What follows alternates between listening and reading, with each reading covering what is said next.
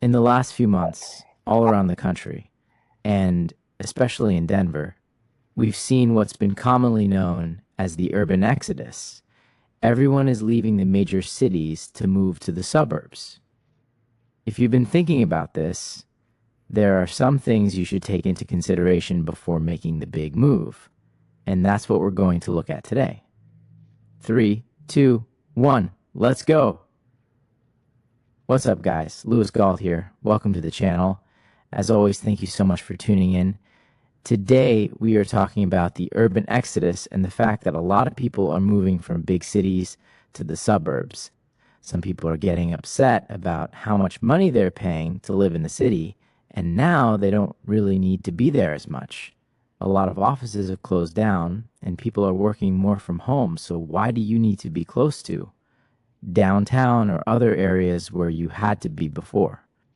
I've had a lot of clients reach out to me recently about relocating from the city to a suburb, and there are some things you want to take into consideration, both good and bad.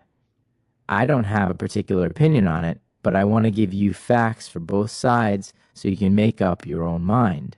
Let's go ahead and dig in. But before we do that, if you like the content we put out, if you love what we're doing, go ahead and hit the subscribe button. That would do me a world of good and help us keep putting out this channel week after week. So, first of all, let's look at the pros, the benefits of living in the suburbs and moving there. The first obvious one that most people see and desire is space. You get more space for less in the suburbs. The closer you are to downtown, most times you're paying more per square foot. When you move out a little bit from Denver to, say, Littleton or Lakewood, or a bit further out, whichever way you're going, you are going to pay less per square foot for your property. Of course, with everyone being stuck at home, this means bigger living space, an office you need, a workout room you need, a bigger kitchen, a bigger basement for your kids to play around and go nuts. So, there is a benefit to moving if you're looking for space, and that's the only thing you need. The next one, especially for Denver, is access to nature.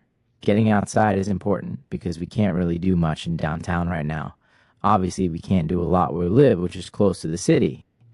You can go out and take a walk, but there's not much to explore in terms of nature.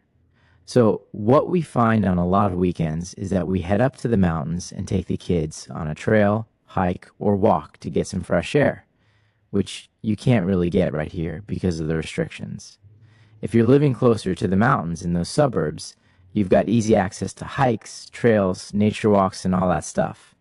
A huge factor to consider is that nature has been proven to be good for your mental health, well-being, and physical health in general. Being close to nature, especially in Denver, with the beautiful mountains, is phenomenal and very good for you. So that's a huge selling point if you're moving out to the suburbs and closer to the mountains. The third benefit is better schools. Now, before you start getting upset and leaving comments about this, it has been proven that most times, if you're moving to the suburbs, you are going to get better schools. But it's very important for you to do your own research on that. There are great websites like greatschools.org where you can check that out, and there are a bunch of different apps that have school scores and similar information. I'm not a teacher, but I do have kids in school, so this is an important one to me.